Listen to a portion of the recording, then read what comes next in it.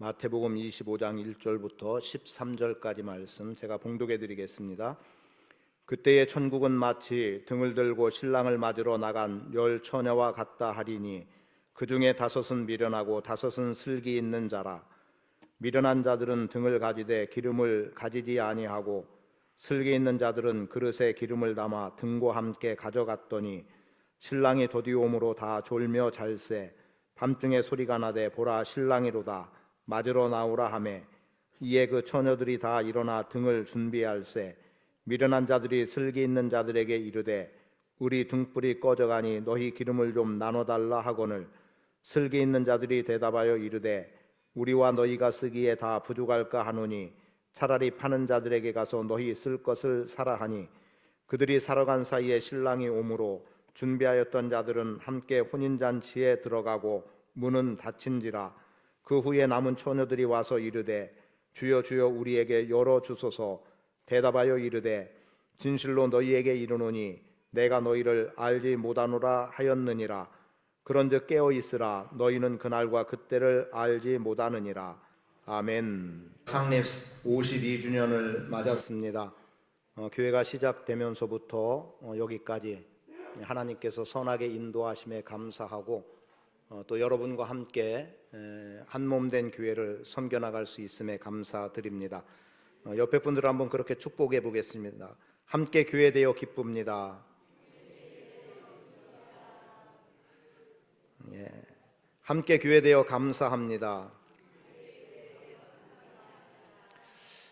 우리는 교회로 지어져 가는 사람들입니다. 멈춰서는 안 되고요. 끊임없이 한 걸음 한 걸음 나아가고 또 위로 쌓아간다면 한 단계 한 단계 벽돌을 쌓아 올리듯이 그렇게 쌓아져 올라가야 됩니다. 물론 때때로 힘들고 어려운 일들이 있어서 무너지는 경우도 있기도 하지만 다시 세워나갈 수 있는 힘이 하나님께로부터 공급되기 때문에 교회는 궁극적으로 결코 무너짐이 없다는 것 우리는 믿음 안에서 확신하고 있고 또 주님의 약속된 말씀이기 때문에 그 약속의 말씀을 붙들고 살아가고 있습니다. 우리 교회는 누구도 부정할 수 없는 신앙의 고백을 가지고 있죠. 주는 그리스도시요 살아계신 하나님의 아들이십니다 라고 하는 그 고백, 이 고백 위에 주님께서 주님의 몸된 교회를 세우셨고 음부의 권세가 이기지 못할 것을 약속해 주셨고 또 교회인 우리 여러분에게 천국 열쇠를 주심으로 땅에서 무엇이든지 매면 하늘에서도 매주고 땅에서 무엇이든지 풀면 하늘에서도 풀어주시겠다라고 하는 약속의 말씀을 주셨습니다. 그리고 그 말씀을 가지고 지금 우리가 믿음으로 살아가고 있기 때문에 우리는 성경에서 보여주는 여러 가지 교회 공동체의 모습들을 단편적으로 표현하겠지만 여러 모양으로 우리는 붙들고 가고 있습니다. 그 중에 하나는 방금 우리가 서로 표현한 대로 주는 그리스도시요 살아계신 하나님의 아들이라고 하는 신앙 고백의 공동체, 그리고 주님께서 우리에게 맡겨주신 땅끝까지 복음을 증거하라는 말씀이 있기 때문에 우리는 선교 공동체로 나가야 되고 또 우리는 한 몸이 돼야 되기 때문에 하나 되는 공동체, 기도 공동체, 말씀 공동체 여러 가지 모양으로 붙여서 좋고 긍정적인 면에서 우리는 공동체를 이루어 나갈 수 있어야 합니다. 창립 52주년 결코 짧지 않은 세월이죠. 초창기에 함께했던 분들이 아직까지 이 자리에 함께하고 계시고 그리고 또 근래에 와서 주님의 몸된 교회 안에 함께 지어져가는 우리의 모습, 오래 되신 분이나 근래의 사람이나 조금도 다를 바 없는 지어져가는 것이기 때문에 계속해서 덧붙여 덧대어져 가는 것이기 때문에 우리에게는 나는 이만큼 오래됐고 너는 요것밖에 안 된다는 개념은 우리 안에 있을 필요가 없습니다. 한 번 나왔어도 동일한 공동체의 모습을 갖춰야 되겠고요. 그래서 이사야 선지자를 통해서 우리에게 말씀하신 바대로 우리의 지경을 확장시키기 위해서 천막을 넓게 덧댈 수 있는 것 우리에게 필요한 부분이고 또 줄을 길게 하고 말뚝을 견고하게 세울 수 있는 게 오늘 우리 교회의 모습이 되어야 합니다. 그래서 확장 개념에서 끊임없이 새로운 영혼들이 들어오는 천막이 덧대지는 이미지가 우리 안에 있어야 되겠고요. 그 천막이 견고하게 서기 위해서 지지할 수 있는 지지대와 줄이 필요합니다. 말뚝이 깊이 박혀 있지 않으면 안 되는 거예요. 오래되신 분들은 말뚝이 깊이 박혀 있어서 흔들림 없이 갈 수 있는 그런 모습을 계속해서 유지해 주시고 교회를 지탱해 주셔야 합니다. 말뚝 하나가 빠져나가면 천막은 곧바로 무너지게 돼 있습니다. 또 줄이 끊어져도 무너지게 돼 있습니다.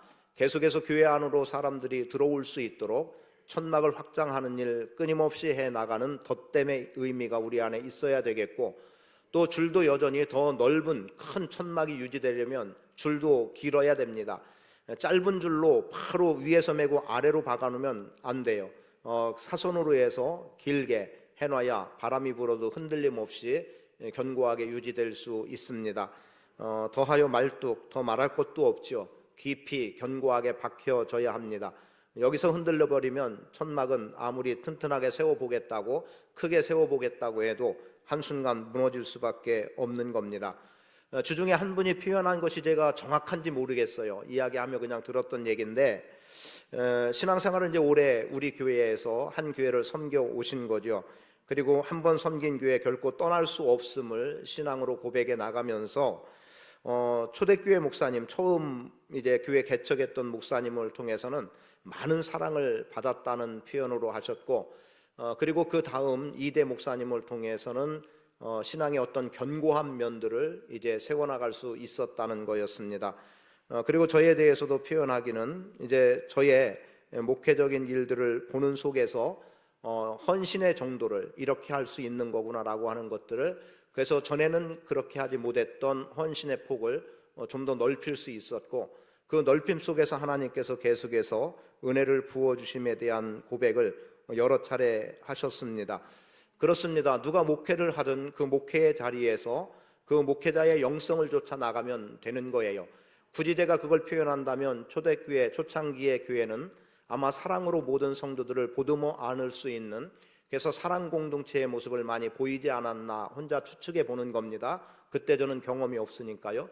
그리고 이제 이대 목사님을 통해서 또 견고하게 세워졌다라고 한다면 거기에 믿음을 더할 수 있는, 아마도 기도의 영성이 살아 있었을 거고요. 또 말씀의 영성도 살아 있을 거고요. 그때는 목사님께서 또 이렇게 책을 만들어서 구역 공과를 만들어서 움직였던 그런 추억도 있으니까 아마도 말씀의 견고함이 있지 않았을까 싶습니다. 저는 저 나름대로 섬김이라고 하는 것, 또는 교회를 건강하게 세워 나가야 된다라고 하는 어떤 사명감이 저에게는 있기 때문에 그런 방향으로 나가고 있는데, 그게 얼마나 효과를 내는지는 사실은 모를 일입니다. 하나님이 얼마나 함께 해주시고, 또 부족하나마 저의 신앙적인 면과 또 저의 영성을 함께, 제가 주님 닮음의 영성으로 나갈 때 여러분도 함께 그 마음으로 나간다면 교회는 분명히 부흥하고 성장할 수 있는 길이 열려진다고 믿습니다. 제가 담임 목회자로 있는 이 영역에서 저에 대해서 그래도 담임 목사로서 신뢰를 한다면 제가 추구하는 방향, 그 영성을 함께 갈 때 교회는 한 방향으로 나갈 수 있고 한 몸으로 세워질 수 있고 그리고 건강하게 세워질 수 있다고 믿습니다. 이런 부분들을 좀 우리가 생각하면서 교회의 영성의 부분을 한번 우리가 돌아보는 계기가 되기를 원합니다. 오늘 본문의 말씀을 간단하게 설명하면 여러분도 아시다시피 해석이 필요 없는 이야기죠. 말 그대로 비유로 주신 말씀이기 때문에 그냥 이야기 정도로 들어도 충분히 될 만한 일입니다. 물론 예수님께서 말씀하신 이 말씀의 배경은 종말이라고 하는 큰 틀을 제시하고 있어요. 그리고 종말의 때라고 말할 수 있는 계시록을 통해서 보면 계시록 19장 7절 이하의 말씀에서 어린 양의 혼인잔치에 대한 이야기가 나옵니다. 그렇게 볼 때 오늘 우리는 분명히 신부로 준비되어져야 되고 어린 양의 혼인잔치에 참여할 자들이라고 하는 분명함이 오늘 우리 모두에게 있어야 됩니다. 그래서 신부됨의 거룩함, 순결함, 깨끗함이 우리 안에 있어야 되겠고, 그것을 성도들의 옳은 행실이다라고 계시록은 말씀하고 있습니다. 그러니까 예수 그리스도의 이 땅에 다시 오실 때 우리는 신부복을 입고 그분 앞에 서야 되는 거예요. 그것은 우리의 거룩한 행실, 착한 행실, 깨끗한 행실, 이 모습으로 설 수 있어야 되고, 만일 정결하지 못한 가운데 있다면, 구별되지 못하고 거룩성이 훼손되어 있다면 신부의 자리에 들어가기는 결코 쉽지 않을 일입니다. 왜냐하면 준비되지 않고 거룩하지 않은 신부를 신랑이 맞아들이고 영접할 아무런 이유가 없기 때문입니다. 오늘 본문 말씀, 이제 혼인잔치와 관계된 이야기가 기록이 되는데 당시의 혼인잔치는 밤에 열렸습니다. 그 시대 상황의 배경이죠. 그러다 보니까 이제 신랑이 밤에 오는 거예요. 밤중이 돼서 오기 때문에 그 신랑을 맞이하기 위해서 등불을 가지고 마을 어귀 아니면 뭐 길 어느 적당한 선에 그들이 이렇게 오늘 표현으로 배치되어 있어서 길을 안내하는 역할을 하게 되는 겁니다. 그래서 10명의 처녀들이 각각 다 등불을 준비해 가지고 나갔습니다. 등불을 준비해서 불을 밝히고자 나갔는데 이제 아직 어둡기 전에 나간 거죠. 그리고 점점 날이 어두워집니다. 이들이 불을 밝혀야만 되는 상황이죠.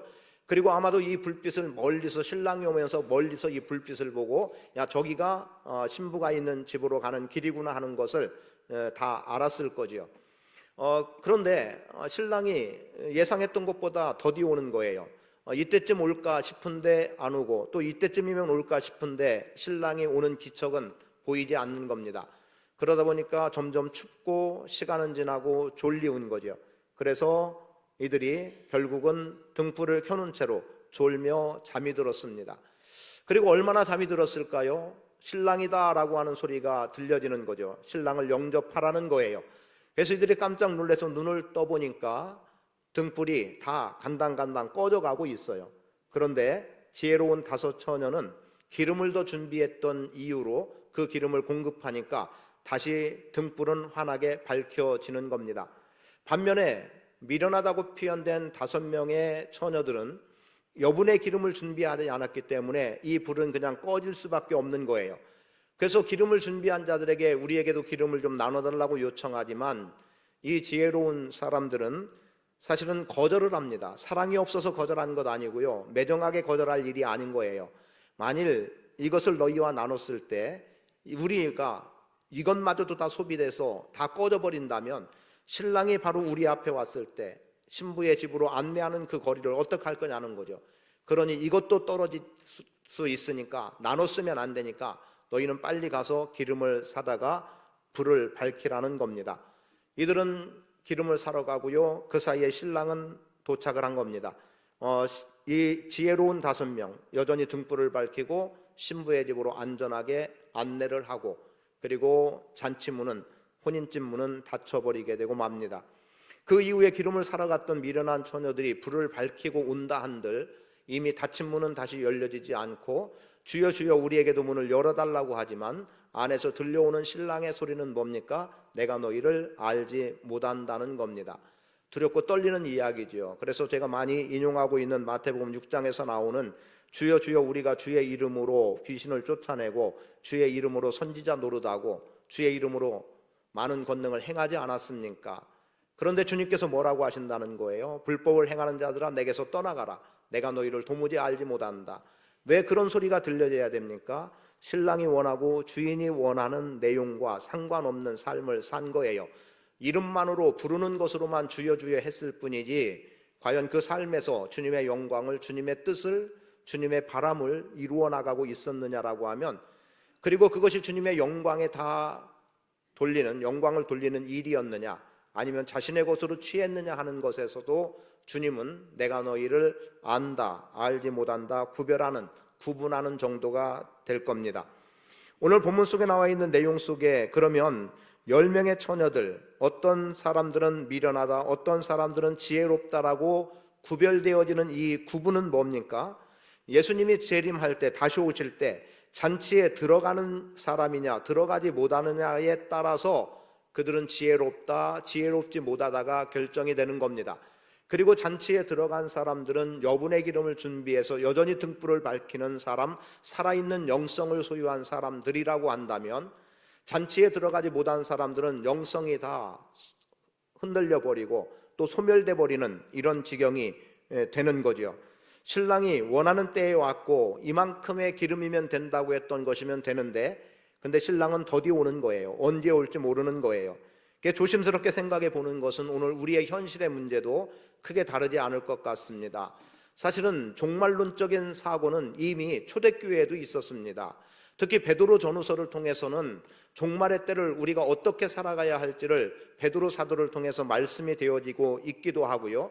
그리고 계속해서 기독교 역사에서 신앙은 종말론적인 신앙을 끊임없이 놓지 않고 왔어요. 요한계시록에서 주 예수여 어서 오시옵소서라고 구하는 그 바람대로 주님 지금 오셔도 좋습니다가 우리의 소원이었고, 아니면 지금 오십시오라고까지 간절히 바라는 것이 주님 앞에 서야 되는 우리의 기본적인 믿음의 자세였습니다. 그런데 어느 순간부터 우리는 이 지역에서 이탈하기 시작한 거죠. 주님 안 오셔도 되는 거예요. 그리고 오히려 내 때가 아닌 때, 나는 이 세상 살다가 다 끝이 난 이후에 다음에나 주님이 오시면 좋을 듯한 모습으로 우리는 종말론적인 사고에서 많이 벗어나 있고, 그리고 주님 다시 올 때 어떻게 서야 될지 두렵고 떨림이라고 하는 것이 우리 속에서는 이미 벗어나져 버리고 말았습니다. 이게 안타까운 일 가운데 하나가 되기도 하죠. 그래서 기회가 되면 여러분들에게 요한계시록의 말씀을 한번 함께 나눌 기회를 좀 가지려고 지금 1장 말씀부터 준비하고 있습니다. 대략 한 달 정도 전할 수 있는 기회가 되면 그 이후는 또 준비하면서 전하면 되기 때문에 제가 그 정도 준비되는 어느 시점에 요한계시록 말씀을 한번 연속으로 나눠보는 기회를 가져야 되지 않을까. 그래서 지금 1장 말씀을 준비하고 있는 과정 속에 있습니다. 저는 그 과정을 제가 기름을 준비하는 과정으로 여기고 그런 마음으로 준비를 해 나갈 거고요. 그리고 여러분들도 함께 말씀을 또 대하면서 기름을 준비하는 그러한 자세로 계시록 말씀을 접할 수 있다면 우리의 신앙은 한층 더 성숙된 신앙이 될 수 있으리라고 믿고, 또 교회 부흥도 기대해 볼 수 있다고 저는 믿습니다. 본문 말씀, 신랑은 어찌됐든 더디 왔습니다. 어떤 이유인지는 모르지만 더디 왔어요. 예수님 곧 오실 줄 알았는데, 2000년 전에 이미 오실 것 같이 보여졌는데, 그래서 예수님도 24장 마태복음 24장 말씀에서부터 종말을 말씀해 주셨고 오늘 본문을 우리에게 말씀해 주셨는데, 그런데 주님은 아직도 우리의 판단에는 오실 기미가 보이지 않는 겁니다.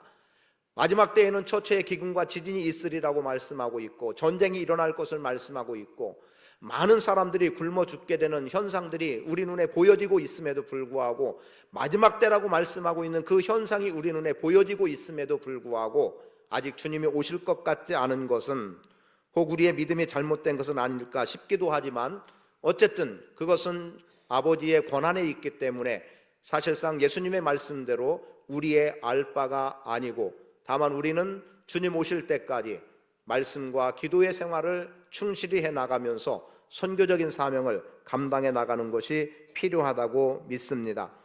미련한 다섯 처녀와 지혜로운 다섯 처녀, 그들이 혼인잔치에 들어가느냐 들어가지 못하느냐는 등불이 계속 밝히고 있느냐 아니면 등불이 꺼졌느냐에 따라서 달라지는 겁니다. 등불을 계속 밝힐 수 있는 사람들은 기름을 준비했기 때문에 지혜롭다고 불려지고 있고, 그리고 등불을 계속 밝힐 수 없는, 기름이 준비되지 않은 사람들은 결국 미련한 처지에 놓이게 되고 마는 거죠. 그래서 오늘 여러분들이 지혜로운 자가 되기 원한다면 끊임없이 등불을 밝힐 수 있는 기름을 준비하는 거 필요합니다. 그리고 이 기름이 끊임없이 등을 불태울 수 있게 해서, 그래서 꺼지지 않는 영성으로, 활활 타오르는 영성으로 나갈 수 있어야 합니다.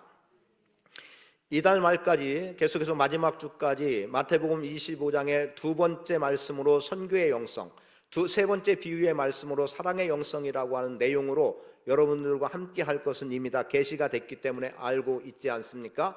그러면 그런 모습으로 내가 서나가기 위해서 여러분도 함께 말씀을 집에서 읽고 묵상하면서 내가 어떻게 나의 선교의 영성을 불태울 것인가, 내가 어떻게 사랑의 영성을 불태울 것인가, 그리고 오늘 말씀과 함께 내가 어떻게 말씀과 기도의 영성을 끊임없이 불태워서 주님이 다시 오실 때 주님을 영접하고 신부로서 신랑의 혼인잔치에 들어갈 수 있을까를 여러분들이 깊이 돌아보는 계기가 되기를 축복합니다. 등은 누구나 다 준비했던 내용입니다. 10명의 사람들 다 등을 준비했죠. 그러나 그들 가운데 다름이 있었다고 한다면 5명은 기름도 준비했다는 다름이 있었습니다. 그리고 본문에서 굳이 하나의 측면을 본다면, 과연 그런 이들이 나눠달라고 했을 때 지혜로운 자들은 나눠주지 않았어요. 제가 말씀드린 대로 욕심도 아니고 싫어서도 아닌 거예요. 그렇게 되면 안 되는 상황과 환경, 판단이 그들에게 분명히 있었던 거죠. 그것도 그들의 영성 중에 하나라고 보여집니다. 다만 여기서 생각해 볼 것은 나눔이라고 하는 자체는 우리에게 중요하지만 나눌 수 있는 것과 나눌 수 없는 게 있는 거예요. 여러분, 지금 기름은 나눌 수 없는 겁니다. 그리고 나눈다고 해서 그것이 끝까지 불을 밝힐 수 있는 것도 아닌 거예요. 신랑이 잔칫집에 안전하게 들어갈 때까지 밝힐 수 있는 기름은 나만이 준비할 수 있는 거지, 내가 준비해서 누군가에게 더해주고 내가 누군가의 것을 빌려서 대신할 수 없다는 것을 알아야 됩니다. 그래서 남의 것으로 하나님에 들어갈 수 없음 또한 알아야 되고, 그런 까닭에 오늘 우리는 계속해서 기름을 준비하는 태도로 나갈 수 있어야 합니다. 그러면 성경이 말씀하고 있는 등과 기름은 무엇을 의미하느냐는 거죠. 아주 간단합니다. 성경에서 많은 구절이 표현하고 있지는 않지만 시편 119편 15절에는 주의 말씀은 내 발의 등이요 내 길의 빛이니이다 라고 말씀하고 있고, 잠언 6장 23절은 대저 명령은 등불이요 법은 빛이요 라고 말합니다. 주의 말씀이 내 발의 등이라고 말하고 있어요. 그러니까 등은 뭘 말합니까? 주의 말씀, 하나님의 말씀입니다. 여러분, 말씀과 동행하는 삶이, 지난 해에 우리는 말씀과 동행하는 교회라는 타이틀로 왔어요. 그게 바로 오늘 우리의 영성의 한 부분을 차지하는 거고요. 그리고 말씀의 영성이 오늘 우리의 신앙의 아주 기초적인 부분에서 견고하게 세워져 나가야 됩니다. 그리고 이와 겸하여 우리에게 또 필요한 것이 뭡니까? 말씀만이 아니라, 본문으로 말한다면 10명의 처녀들은 다 말씀이라고 하는 등을 가지고 있었습니다. 그것은 빛을 낼 수 있기에 충분했던 거고요. 그리고 명령이 등불이라고 말하고 있기 때문에 주의 명령대로 살고자 하는 그 말씀은 누구나 다 갖고 있었던 것 같아요. 그런데 그 다음이 문제였죠. 기름이 준비되지 않은 사람들이 있더라는 겁니다. 그러면 기름은 뭐겠어요? 사도행전 10장 38절에 보면 하나님이 나사렛 예수에게 성령과 능력을 기름 붓듯 하셨다라고 말합니다. 물론 여기는 기름 붓듯이라고 하니까 뭔가 부은 것과 같은 의미로 다가오지만, 고린도 후서까지 연결해서 말씀을 보면 우리에게 기름을 부으시는 하나님이시니 우리 마음에 성령을 주셨느니라. 기름을 부었는데 그게 우리 마음에 성령을 주신 거라고 말씀하고 있어요. 그러니까 기름은 뭐다? 성령입니다. 그래서 등과 기름, 이것은 말씀과 성령이다. 그리고 이것은 한 축으로 가야 되는 거예요. 이것은 서로 끊을 수 없는 모습으로 가야 되는 거예요. 그것을 창세기 말씀에서 여러 번 언급해 드렸습니다. 태초에 하나님께서 천지를 창조하십니다. 그런데 땅이 혼돈하고 공허하다라고 말씀하고 있고, 하나님의 신은 수면에 운행했다라고 말씀해요. 그리고 그 운행하고 있는 성령의 운행함 속에 하나님의 말씀이 떨어지지 않습니까? 빛이 있으라 하고 말씀했더니 빛이 생겼다는 겁니다. 성령과 말씀이 하나 될 때 창조의 역사가 일어남을 누누이 말씀드렸던 것처럼 말씀과 기도는 같이 가야 돼요. 어느 한쪽으로 치우치지 않도록 힘쓰는 것 중요합니다. 물론 사람마다 조금 성향은 다르기 때문에 말씀에 더 치중하기도 하고 기도에 치중하는 사람이 있지만 완전히 분리될 수 없고, 그리고 어느 한쪽으로 조금 치우칠 수 있는 것은 충분히 이해하고 납득할 만한 부분이지만 어느 한쪽이 완전히 소멸돼 버리는 대로 나가면 안 된다는 거죠. 이 미련한 여인들은 한쪽이 완전히 소멸돼 버린 거예요. 그들은 기름이 준비되지 않은 거예요. 얼마 있었던 기름이 다 타버리고 더 이상의 기름을 공급하지 못하는 것, 이렇게 돼서는 안 된다는 거죠. 그래서 저는 여러분들이 등만 있고 기름이 없거나 기름은 있는데 등이 없는 모습이 아니라 등과 기름이 다 준비되어져서 주님이 언제 오시든 신랑이로다 라는 소리가 들려지면 졸며 자다가 깨어나서라도 여전히 밝게 불을 밝힐 수 있는 그러한 모습을 끊임없이 갖고 살아갈 수 있게 되기를 축복합니다. 그래서 교회의 기본적인 영성, 우리 교회의 영성은 말씀과 성령, 말씀과 기도의 영성으로 세워질 수 있게 되기를 축복합니다. 그리고 이 영성이 어느 한순간도 꺼짐없이 계속해서 타오르기를 바랍니다. 말씀과 성령의 만남 속에서 창조의 역사가 일어나듯이 말씀과 성령의 만남 속에서 불이 타오르는 살아 움직이는 영성의 소유자 되시기 바라고, 우리 교회가 그런 교회가 되도록 힘을 기울이기를 축복합니다. 누가복음 11장의 말씀은 주님 앞에 찾고 구하고 두드리는 내용의 말씀이 나와요. 그러면서 이어서 뭐라고 말씀하냐면 자식이 아버지에게 마태복음 말씀과 연결해서 드립니다. 떡을 달라 하면 돌을 주고 생선을 달라 하면 뱀을 주고 이럴 부모 없다는 것 아닙니까? 그러면서 악한 아버지라도 자식에게는 좋은 것을 준다는 거예요. 그러면서 하나님의 좋으심을 어떻게 표현하고 있습니까? 성령을 주시지 않겠느냐라고 하는 말씀으로 성령을 주신다라고 말씀하고 있어요. 그러니까 하나님은 여러분들에게 성령 주시기를 원하고 계세요. 그런데 거기에 전제된 말씀이 뭡니까? 구하는 자에게 좋은 것으로 주시지 않겠느냐, 구하는 자에게 성령을 주시지 않겠느냐라는 말씀으로 기도하면 성령을 주신다고 말씀하고 있는 거예요. 그래서 기도와 성령을 하나로 보는 거죠. 그래서 말씀과 기도의 영성이 되든 말씀과 성령의 영성, 근데 영성이라는 표현이 나오니까 기도의 영성이 우리 안에 좀 더 자연스러운 표현이 될 수 있을 것 같습니다. 그럼 구하는 자에게 성령을 주신다, 그것도 가장 좋은 것이라는 의미는 여기에 있습니다. 우리가 무엇을 구했을 때 응답, 구했을 때 응답, 구했을 때 응답, 참 필요하고 좋은 거죠. 야, 하나님이 나를 이만큼 사랑하셔서 내가 구하는 것마다 응답으로 되니까 더 바랄 것 없겠지만, 지금 내가 구했는데 나는 지금이라고 원하고 있는데 주님은 지금이 아니라는 거예요. 그리고 내가 지금 또 무엇을 구했는데 하나님은 그것보다 이거라는 거예요. 그래서 내가 원하는 것을 그때에 그것을 주지 않아서 나는 응답을 받지 못했다라고 생각하겠지만, 그렇게 기도한 것에 성령으로 응답하신 것은 때가 되면 그것 주시고 네가 원하는 것 하나님께서 그보다 더 좋은 어떤 것으로 공급하셔서 너는 지금 요걸 원했지만 내가 볼 땐 너에게는 더 나은 것이 무엇인가를, 또 너의 때는 지금이지만 내가 너에게서 내 인생 전부를 조율하는 속에서 볼 때는 이 때가 더 필요하다고 성령으로 응답하시고 때에 맞게 필요에 맞게 하나님은 공급해 주시는 겁니다. 그래서 더 좋은 것이 되는 거예요. 구한 것 주시는 거 좋은 겁니다.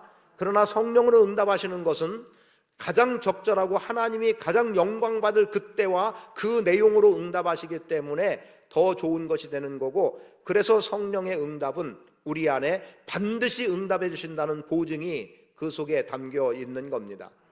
그래서 오늘 우리 안에서 끊임없이 기도하는 속에서 응답의 역사가 일어나기를 원하고, 아버지께 구하는 자에게 성령을 주시지 않겠느냐, 악한 아버지일지라도 좋은 것을 주듯이 하늘아버지는 좋은 분이시기 때문에 오히려 너희가 구하는 것 그 이상으로 좋은 것 성령을 주시겠다라고 말씀하고 있습니다. 그리고 기도는 성령님과 교제하는 것이기 때문에 기도하는 것은 기름을 준비하는 것이 되는 거예요. 저는 여러분들이 말씀 생활을 통해서 등이 준비되고 기도 생활을 통해서 기름이 준비되는, 언제고 불을 지필 수 있는 여분의 기름을 준비하는 그 지혜가 여러분 삶 가운데 있게 되기를 축복합니다. 10명의 처녀들 들러리입니다. 그들에게는 불을 밝혀야 될 사명이 있었습니다. 그런데 어떤 사람들은 여분의 기름을 준비하지 않는, 사명을 감당하기 위해서 준비될 것을 준비하지 않고 무턱대고 사명의 길로 갔다가 무너지는 경우들이 있단 말이죠. 준비해야 됩니다. 그리고 혼인잔치에 들어가는 영광은 어디로부터 나옵니까? 끝까지 불을 밝힌 자에게 주어지는 은혜이기 때문에 모두에게 주어진 사명, 그러나 그 사명을 감당할 준비, 헌신이 나에게 있는지도 돌아봐야 될 것이고, 그 속에서 혼인잔치에 들어가는 영광스러움을 내가 경험할 수 있도록 등과 기름을 잘 준비하며 나아가기를 축복합니다. 그러면 오늘 우리 교회가 말씀과 기도의 영성으로 세워져야 되는 이유가 분명하죠. 더 설명을 안 해도 여기까지로도 되겠지만 우리는 교회를 한번, 원형의 교회를 보아야 됩니다. 원형적인 교회는 초대교회라고 우리가 부르는 교회입니다. 그 교회의 모습에 보니까 사도행전에서 뭐라고 기록하고 있어요? 사도들은 말씀 전하는 일과 기도하는 일에 힘쓰겠다는 거예요. 물론 그 배경적인 것은 구제의 일 때문에 문제가 생겨서 그 문제의 해결책으로 집사를 세우고 행했던 것입니다만, 그것도 주의해서 봐야 될 것, 그러면 사도들은 말씀과 기도 생활만 전념했다. 그렇게 전념할 수 있는 배경이 되어져야 되죠. 집사들이 자신들의 직무를 충실하게 이행하지 못하면 말씀과 기도에 전무한 사도들도 무너지는 거예요. 그리고 사도들이 뜻하고 바라고 계획하는 대로 교회가 이렇게 움직여야 되는 것을 제시했을 때 집사들이 움직였기 때문에 그게 사도들은 말씀과 기도 생활에 전념했던 거지, 해주지 않는데 말씀과 기도에 전념할 수 있는 기회가 어떻게 오겠습니까? 그것은 아무것도 될 수 없는 거예요. 그래서 함께하는 공동체가 돼야 되고 함께 세워지는 공동체가 돼야 되는 겁니다. 그런데 이렇게 말씀 사역과 기도의 일이 사도들의 전무했다. 여기에는 결과가 이렇게 나옵니다. 사도행전 6장 4절 이하의 말씀과 4장 31절의 말씀에 보면 하나님의 말씀은 점점 왕성했으며 무리가 다 성령이 충만하여 담대히 하나님의 말씀을 전했다는 거예요. 그만큼 기도했다는 겁니다. 그만큼 말씀에 충실했다는 거예요. 성령이 충만했다는 것은 기도로 성령 충만했음을 말해주는 겁니다. 그래서 교회의 영성은 말씀과 기도의 영성을 기본으로 해야 됩니다. 오늘 여러분 안에 말씀과 기도가 끊임없이 살아 움직이고 말씀과 기도 생활이 계속해서 불타오를 수 있기를 축복합니다. 초대교회가 말씀이 흥왕하고 성령의 충만함, 기도가 풍성했던 것처럼, 기도가 충만했던 것처럼 오늘 우리 교회도 말씀과 기도 생활의 충실함으로 인해서 불이 꺼지지 않는 살아있는 영성의 교회로 나아갈 수 있어야 합니다. 안타깝게도 한국 교회는 많은 불이 꺼져가고 있고 아니면 이미 꺼진 교회들이 많이 있습니다. 그런데 그럼에도 불구하고 교회라고 존재하는 이유는 뭡니까? 아마도 기도 없이도 말씀 없이도 우리는 살아갈 수 있다는 이유인 것 같아요. 전에는 어떤 일이 필요하면 기도를 우선했습니다. 정말 무슨 물건이 필요했다, 하나님 이거 달라고 어쩌면 미련하리만큼 기도했어요. 그리고 하나님께서 역사하시고 어느 순간 그렇게 기도한 것들이 준비되고 갖춰졌습니다. 그런데 지금은 기도하지 않고 까짓 거 그거 내가 하면 되지 하고 돈 내고 그냥 사드리면 되는 정도로 끝을 내고 맙니다. 교회는 어떤 일을 하든 기도가 동반되어야 합니다. 재정이 많아도 재정으로 그냥 한번 해버리면 된다가 아니라 기도하면서 하나님께서 행하실 일을 기대하면서 할 수 있어야 합니다.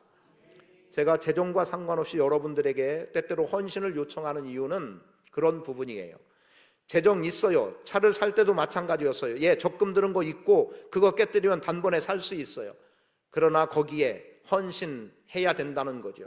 우선 이것을 깨뜨리는 게 아니라 헌신하고 여기서 부족한 부분을 깨뜨려서 채워나가면 된다는 거예요. 그렇게 해서 일을 이루어 나가는 겁니다. 그리고 그런 속에서 교회는 부흥하고 성장하는 것을 볼 수 있어야 돼요. 그런데 지금은 믿음 더하지 않아도 된다는 거예요.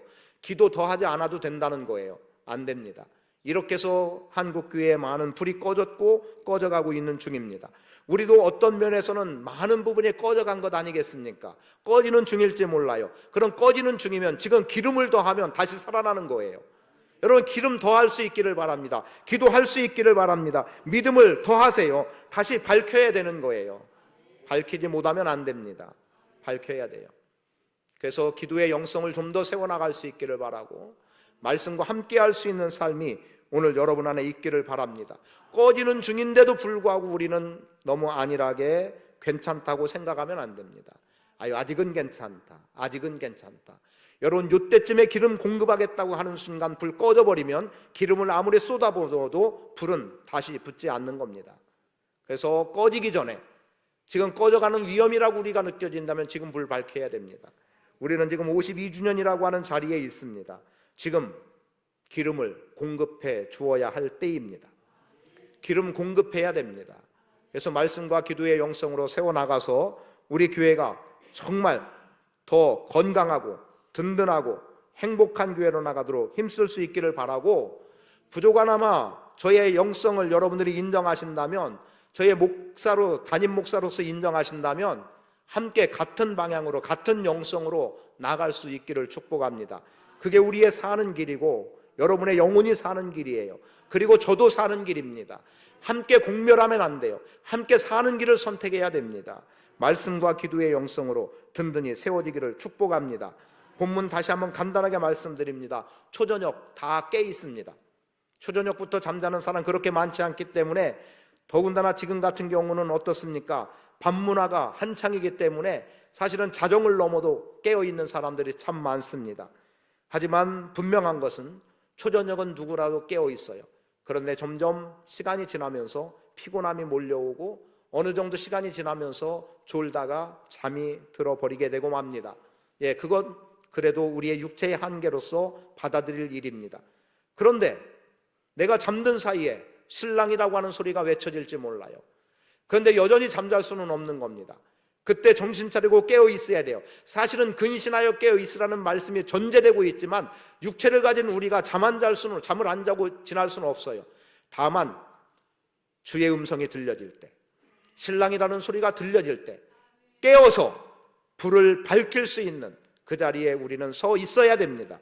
그래서 신랑이다라는 소리 속에 깨어나고 불을 밝히는 말씀이 흥왕하고 성령이 충만한 교회, 말씀과 기도의 영성으로 든든하게 세워지는 교회 되도록 말씀과 기도에 전념하는 복 있는 성도들 되시기를 축복합니다.